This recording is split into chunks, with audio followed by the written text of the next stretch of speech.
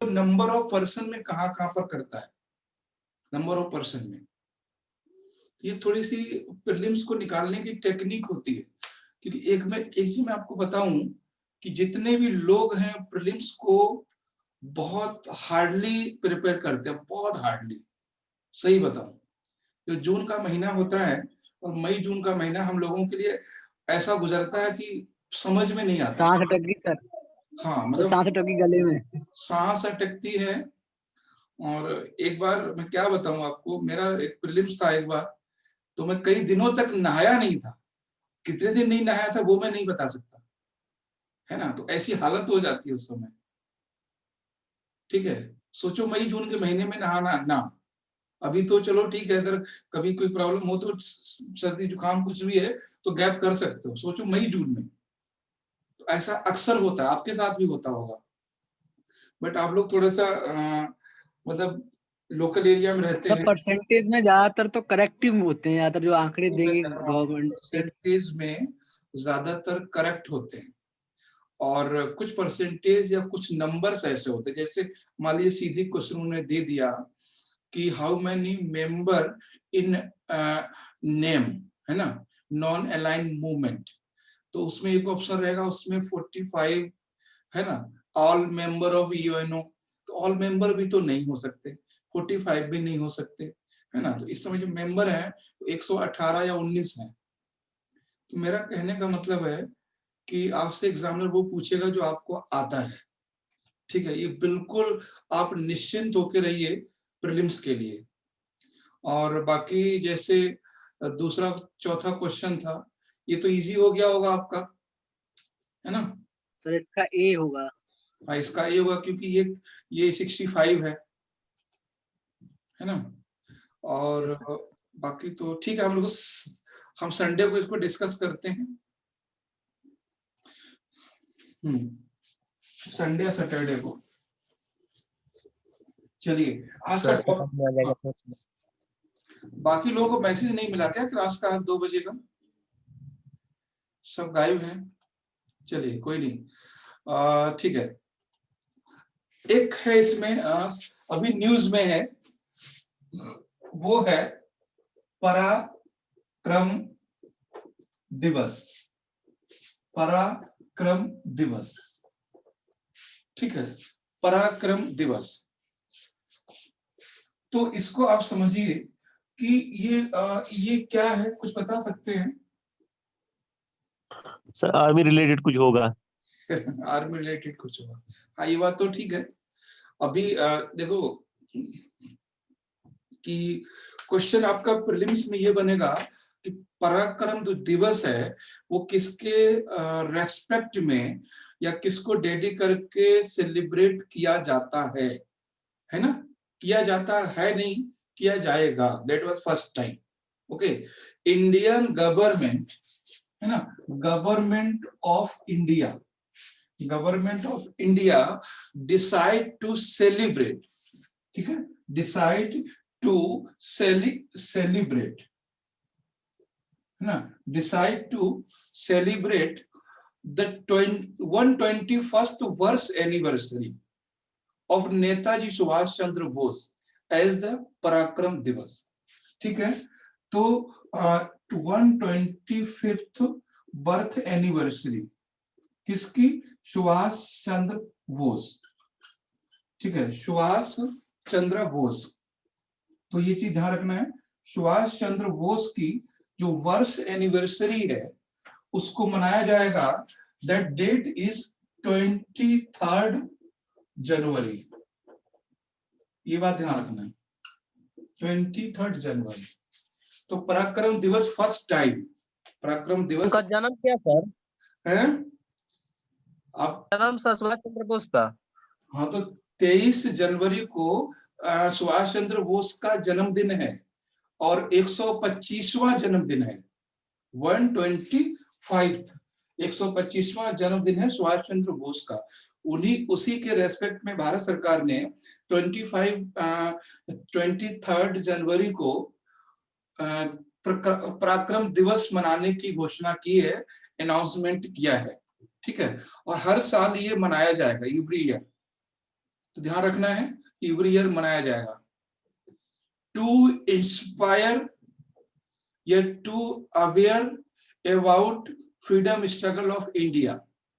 ठीक है, पर्पस क्या है? टू इंस्पायर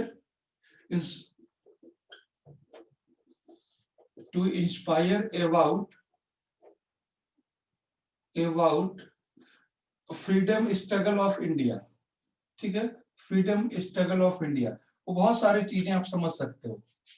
यानी जो कोई भी सेलिब्रेट का बर्थडे मनाते हैं तो उसका रीजन यही होता है कि हमें उसके जो टीचिंग्स हैं, उसका जो लाइफ है, उसकी स्ट्रगल्स है, उससे हम कुछ सीख सकें, है ना। बस ये सिंपल सी बात है।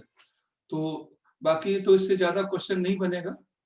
अच्छा, सुभाष चंद्र बोस का जो जन्म है वो बहुत फास्टली बताना आप लोग कि किस स्टेट में हुआ था। यस, पश्चिम बंगाल। बंगाल। नहीं, कटक, उड़ीसा में। ये उड़ीसा के थे, उड़ीसा। कटक के। ठीक है, तो ये ध्यान रखना है। पराक्रम दिवस वाज सेलिब्रेटेड, विल सेलिब्रेटेड 23 जनवरी, जो कल परसों हो रहा है, उसके लिए मनाया जाएगा। और क्वेश्चन सिर्फ आपसे ये बन सकता है दैट वाज फर्स्ट टाइम। अगर ये फर्स्ट टाइम है, अगर ये फर्स्ट टाइम है तो आप समझ लीजिए कि क्या हो सकता है। तो सुभाष चंद्र बोस, सुभाष चंद्र बोस टॉपिक है जिसके बारे में आपको जानना है ना। सुभाष चंद्र बोस के बारे में आपको जानना है और प्रीलिम्स। तो ये टॉपिक कहीं साइड में नोट कर लीजिएगा, कभी हम इसका डिस्कस करेंगे। और डिस्कस करने में जब भी आप इसके बारे में आप जानने की कोशिश करें तो सिर्फ ये टॉपिक है जानना सर। इनका वर्क क्या है, ठीक है, इन्होंने क्या काम किया है और इनका जो है स्ट्रगल क्या है ना, स्ट्रगल इनका क्या है, तो इसके बारे में आपको जानना है, स्ट्रगल के बारे में। तो संघर्ष क्या है इसके बारे में, मेनली आपको फंक्शन के बारे में जानना है, सुभाष चंद्र बोस के बारे में।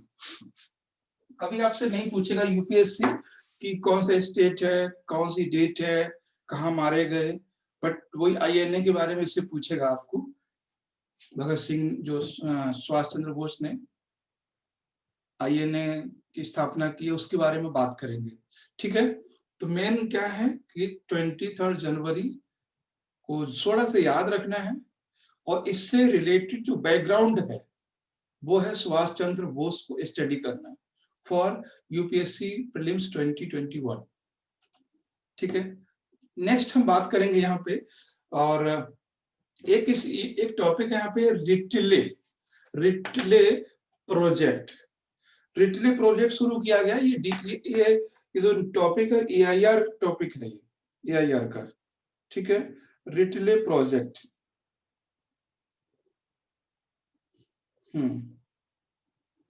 एक मिनट, हाँ, रिटले प्रोजेक्ट आपने कहीं सुना है ये आजकल में? नहीं सुना।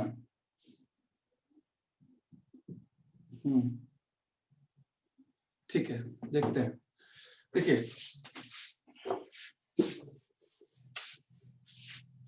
जो रिटले प्रोजेक्ट है वो भारत सरकार ने शुरू किया गया है। सिर्फ मैं आपसे ये जानना चाहता हूं कि रिटले प्रोजेक्ट जो किससे रिलेटेड है, इतना बता दीजिए बस।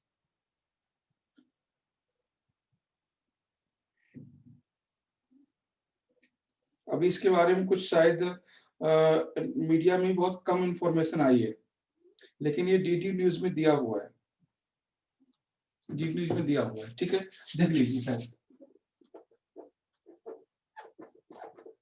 रिटले प्रोजेक्ट, रिटले प्रोजेक्ट मैं आपको दिखाऊंगा ये कहाँ दिया हुआ है। रिटले प्रोजेक्ट देख लीजिए, आप लोग को ये पता होना क्यों जरूरी है।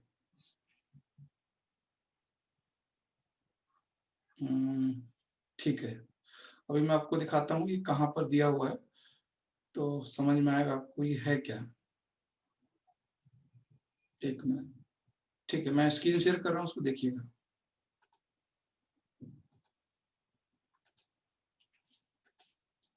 ये आप देख रहे हैं क्या है, ये क्या है ना, AIR न्यूज। और AIR न्यूज कब का है, ये कल का 20/1, ठीक है। अब ये टॉपिक दिया हुआ है, अब ये बताइए आपको पता होना जरूरी था या नहीं। देखिए यहाँ पर है ये रिटले प्रोजेक्ट, ठीक है। तो आप समझ सकते हैं कि ये पता ना होना कितनी बड़ी बात है आपके लिए। मैंने कई बार बोला है कि शाम को 8:45 से न्यूज सुन लिया कीजिए। खैर हम लोग बात करते हैं रिटले प्रोजेक्ट की। सिंपल सा क्वेश्चन बनेगा कि रिटले प्रोजेक्ट किससे रिलेटेड है। तो Ratle project is related to hydel power project, hydro power project. ये एक जल विद्युत परियोजना है, कहां पर है, ठीक है, hydro power project in J&K, ठीक है, J&K। ये पन बिजली परियोजना है ना, जल विद्युत परियोजना कहें या पन बिजली परियोजना कहें। तो सीधे पूछेगा ये प्रोजेक्ट किससे रिलेटेड है, तो that is related to hydro power project. और ये कहां पर है, जम्मू कश्मीर में है। और ये किस नदी पर बना हुआ है, और यहाँ कितने मेगावाट का, ये भी कभी पूछ सकता है। 85 मेगावाट, ठीक है, 85 मेगावाट का है। और ये किस रिवर पर है, ये है चेनाब रिवर पर, ठीक है, चेनाब रिवर पर है, चेनाब रिवर पर। चेनाब रिवर का ओरिजिन क्या है बता सकते हैं? हिमाचल प्रदेश। वो तो है location, very Nag lake, very yes sir. Nag lake in तो हिमाचल झेलम का है ना प्रदेश। सर, वेरीनाग का। हाँ सर वो जालिम का है, सर वो झेलम जालिम का का है, है। झेलम। झेलम का है। इसका क्या है 12 इसका वो फिर एक दो है तो ना। वो देखिए बागी, और एक का नाम है बागी, दूसरी का नाम मुझे अब याद नहीं सर। सर चंद्रा और भागा के नाम से निकलती है सर, ये हिमाचल प्रदेश से, चंद्रा और रोहतांग दर्रे बागी, के पास से। ठीक है। तो खैर मेन चीज यहाँ पे हमें समझना है कि ये जो प्रोजेक्ट है वो जम्मू कश्मीर में हाइड्रो पावर प्रोजेक्ट के लिए है। और भारत सरकार ने इसको शुरू किया है वहां पे, ठीक है, भारत सरकार ने शुरू किया है। इसमें जो NHPC है उसका 51% है और स्टेट गवर्नमेंट का 49% है। दैट मीन्स ये कोऑपरेटिव योजना है, यानी ये भारत सरकार और स्टेट गवर्नमेंट की दोनों की योजना है। एक चीज मैं आपको बता दूं कि जब भी कभी फ्यूचर में आपको लगे कि share of fund state government and central government, तो उसमें कई तरह के शेयर होते हैं। मोस्टली मैं बताता हूँ क्या क्या शेयर होते हैं। एक तो शेयर ये बहुत फेमस है, ये वाला शेयर, ठीक है ना। दूसरा शेयर ये भी होता है, ये वाला। तीसरा एक शेयर ये भी है, ये वाला, ठीक है। तीसरा शेयर ये भी है, ये। और इसमें जो शेयर है वो है ये 51 एंड 49। तो ये शेयर है, मोस्टली गवर्नमेंट ऑफ इंडिया के ये शेयर होते हैं।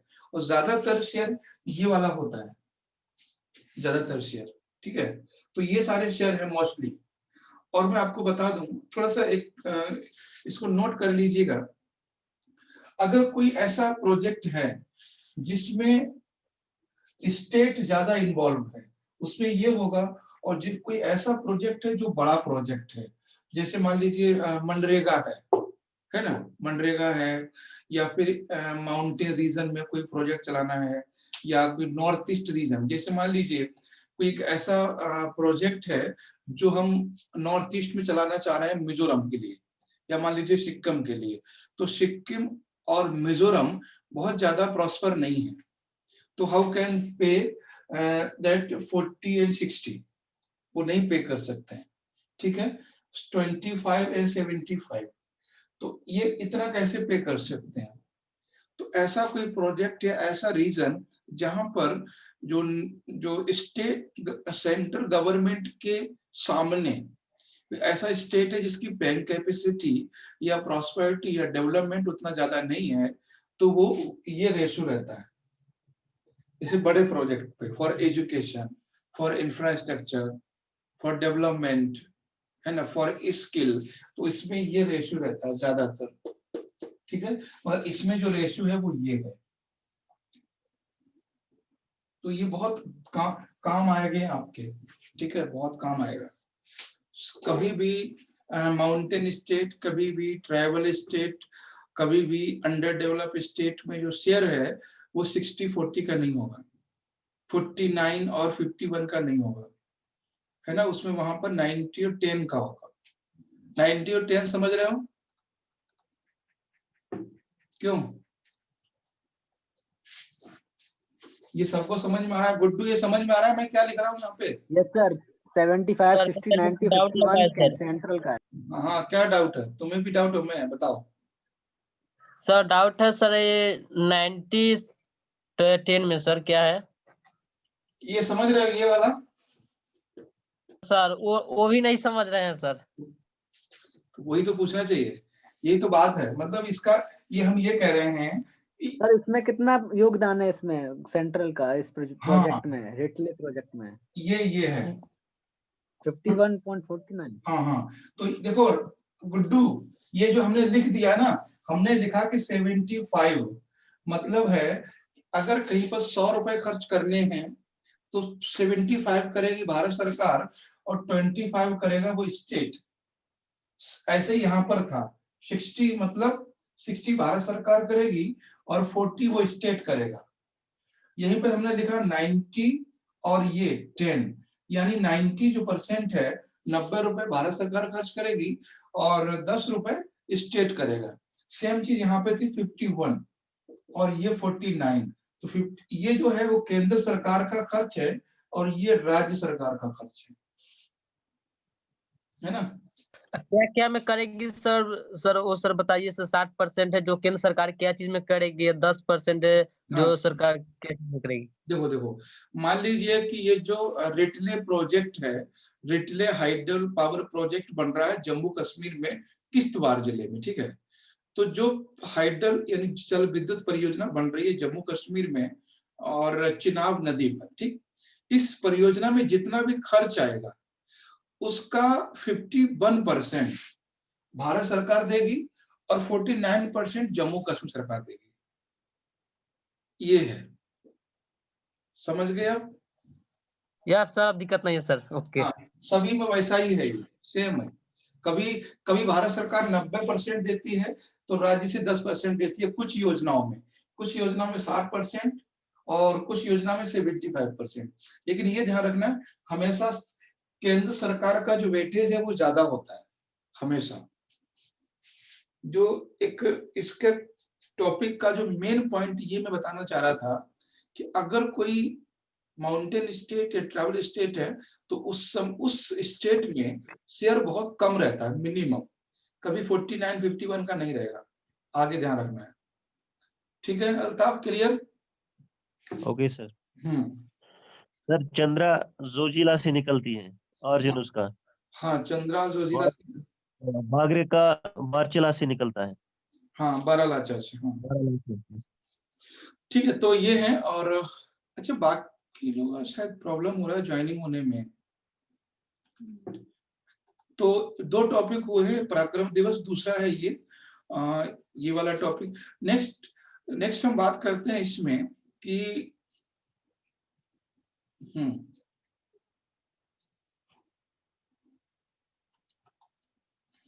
एक है इसमें India innovation index. Next topic देखते हैं, India innovation index.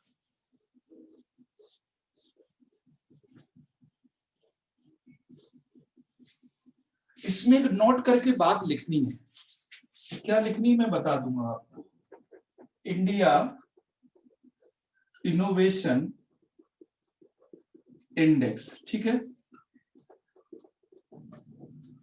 India innovation index. एक चीज आपको नोट करके समझनी है कि जहां पर भी कोई इनोवेशन की चीज आती है, इनोवेशन पे ध्यान रखना थोड़ा सा अगर अगर कुछ भी ऐसा इनोवेशन पे कुछ आता है, ठीक है, तो इनोवेशन से रिलेट करता है एक बॉडी है, ठीक है, समझ में आ गई मेरी बात? कौन सा बॉडी है? वो है नीति आयोग। नीति आयोग, हमेशा याद रखना ये चीज, NITI Aayog. Last year question भी आया था कि थिंक टैंक मतलब एक यही शायद था, इनोवेशन इंडेक्स। यूपीएससी ने पूछा है सर क्वेश्चन। थिंक टैंक किसको बोलते हैं? तो नीति आयोग को बोलते हैं। तो ये ध्यान रखना, जब भी इनोवेशन से कुछ भी चीजें हों तो उनका हेड बॉडी होगा, वो होगा नीति आयोग। ये 2018 में क्वेश्चन पूछा हुआ था कि इनोवेशन इंडेक्स कौन रिलीज करता है, या एक था टिंकर लैब करके, थिंकिंग लैब करके, कौन करता है। तो जब भी इंडिया के रेफरेंस में हो और इनोवेशन में हो तो उसमें सीधा सीधा नीति आयोग ऑप्शन में आंसर लगा देना, ठीक है, क्योंकि नीति आयोग को थिंक टैंक कहते हैं, थिंक टैंक, है ना। इसी में टॉप आईएएस ऑफिसर होते हैं। नीति आयोग के अध्यक्ष उपाध्यक्ष कौन है? सर राजीव कुमार है सर। राजीव कुमार। और सीईओ? अभिकांत दास। अभिकांत दास, ठीक है। और अध्यक्ष कौन है? प्रधानमंत्री श्री नरेंद्र मोदी जी। हाँ, तो ये ध्यान रखना। खैर, अब हम बात करते हैं कि इंडिया इनोवेशन इंडेक्स तो क्या है। ये एक इंडेक्स है, सूची है, ठीक है, सूची है। इसको कौन रिलीज करता है? नीति आयोग, ठीक है, नीति आयोग इसको रिलीज करता है, ठीक। और ये जो रिपोर्ट है ना, ये रिपोर्ट है एनुअली होती है, हर साल, ठीक है। तो हर ईयर में ये रिपोर्ट होती है और इसमें कंसीडरेशन होता है स्टेट्स का। किसका? स्टेट एंड यूटीज का। स्टेट, दो चीजें इसमें, इस कंडीशन दो चीजें की जाती हैं। क्या दो चीजें इसमें देखी जाती है? पहला चीज है इसमें आउटकम एंड गवर्नेंस। जैसे मान लीजिए अगर हमें इंडेक्स करना है तो जैसे राजस्थान है और मान लीजिए यूपी है, तो हम राजस्थान को ऊपर रखेंगे, यूपी को ऊपर रखेंगे। तो किन किन चीजों में हम लोग कंसीडर करते हैं, किन किन चीजों को मापते हैं? तो मापते हैं outcome and governance. Governance means stability, stability means administration, administration means law and order. तो दो चीजें इसमें कंसीडर की जाती हैं, तो ध्यान रखना है। क्या क्या? एक पहला किया जाता है outcome, outcome of state, state या यूटी, ये ध्यान रखना दोनों का, स्टेट या यूटी। दूसरा है गवर्नेंस, गवर्नेंस।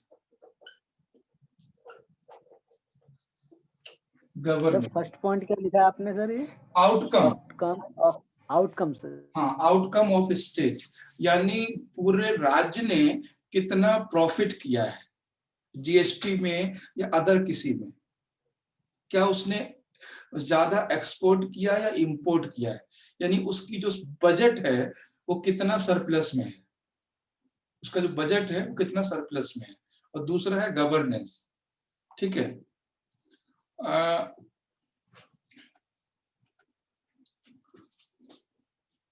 अच्छा, अल्ताफ ये बताओ कि गवर्नेंस और गवर्नमेंट में क्या डिफरेंस होता है?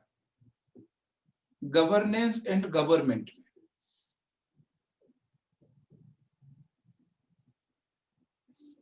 क्यों? बताओ सौरभ, नैना, गुड्डू, कोई बताओ, what is difference governance and government?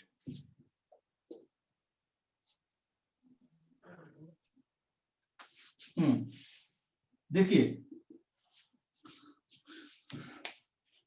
एक हमारे प्रधानमंत्री ने, जैसे प्रधानमंत्री आए थे, मतलब प्रधानमंत्री बन के आए, वैसे उन्हें एक लाइन बोली थी, है ना, मिनिमम गवर्नेंस और मैक्सिमम हाँ, कुछ वर्ड बोला था उन्होंने, minimum government and maximum governance, ये वर्ड उन्होंने बोला था। फर्स्ट लाइन थी, मुझे लगता है जैसी बने थे वैसे बोला था, minimum government and maximum governance. इस लाइन का मतलब है कि गवर्नमेंट का मतलब है prime minister of India, chief minister of state. Suppose करो जैसे यूपी में योगी जी हैं, है ना, राजस्थान में गहलोत जी हैं, हर स्टेट में सीएम है। तो जो सीएम का मंत्रालय है, सीएम और other minister, that is government. CM और अदर मंत्री ये कहलाते हैं गवर्नमेंट। और what is a governance? Governance means government plus administration, ये ध्यान रखना है। Minimum government and maximum governance, मतलब गवर्नेंस में दोनों चीजें शामिल होती हैं। जो हम लोग जो प्रशासन वाले लोग हैं वो भी गवर्नेंस का पार्ट है। तो यहाँ पे गवर्नेंस वर्ड यूज हुआ है, गवर्नमेंट वर्ड नहीं हुआ है। Governance means regulating body like IPS, IAS, IRS, जितने भी जो ग्रेड 1 ऑफिसर्स हैं, जो भी मशीनरी है, जो प्रशासन है, वो और साथ में सरकार, दोनों मिलके गवर्नेंस कहलाते हैं। और गवर्नमेंट तो अलग चीज है। गवर्नमेंट के पर्सन इलेक्ट होते हैं, गवर्नेंस के पर्सन सेलेक्ट एंड अपॉइंट होते हैं। ये थोड़ी थोड़ी बातें याद समझना है, तब तो समझ पाओगे गवर्नेंस क्या है। और एक बात मैं आपको बता दूं, जो आपका यूपीएससी का 3rd पेपर है उसमें पॉलिटी एंड गवर्नेंस है, पॉलिटी एंड गवर्नमेंट नहीं है। कोई ध्यान से देखना उस पेपर को, जीएस का 3rd पेपर है आपकी यूपीएससी मेंस का, तो उसमें दिया हुआ polity and governance, polity and government नहीं है। तो गवर्नेंस में एडमिनिस्ट्रेशन भी शामिल है, उसमें आईपीएस, आईएएस, जो भी बॉडी है, सारा कुछ, मतलब एक टीचर से लेके, मतलब प्राइमरी का बेसिक का टीचर है, बीटीसी वाला, जेबीटी वाला, वो तक शामिल है गवर्नेंस में। तो मोदी जी ने यही बोला था, मैक्सिमम गवर्नेंस, यानी कम लोगों से हम ज्यादा काम कराएंगे। ठीक है, तो ये चीज ध्यान रखना है। तो गवर्नेंस, और बस ये समझना है। और ये अभी ये रिलीज करेगा, अभी जो नीति आयोग ये रिपोर्ट को रिलीज करेगा, अभी रिलीज नहीं हुई है। रिलीज होने का इंतजार कीजिए और फिर एक बार आपको देख लेना है, और कौन सा स्टेट टॉप पे है, कौन सा लास्ट में है। गवर्नेंस अभी रिलीज नहीं हुआ है सर, गवर्नेंस रिलीज नहीं हुआ, गवर्नेंस रिलीज नहीं हुआ है। ये इंडिया इनोवेशन इंडेक्स है, ये एक रिपोर्ट है जो नीति आयोग रिलीज करेगा। ठीक है, लास्ट ईयर जो है कर्नाटका सबसे टॉप पे था, स्टेट में कर्नाटका सबसे टॉप पे था। इस साल देखते हैं कौन सबसे टॉप पे है ना। तो वो तो खैर यूपीएससी शायद ही पूछेगा कौन टॉप पे है कौन बॉटम पे है, बस ये पूछ सकता है कि ये क्या क्या जारी कर रहा है, इसको पब्लिश कौन करता है, ये तो पूछा हुआ है। और दूसरा यही पूछेगा क्या चीज कंसीडरेशन में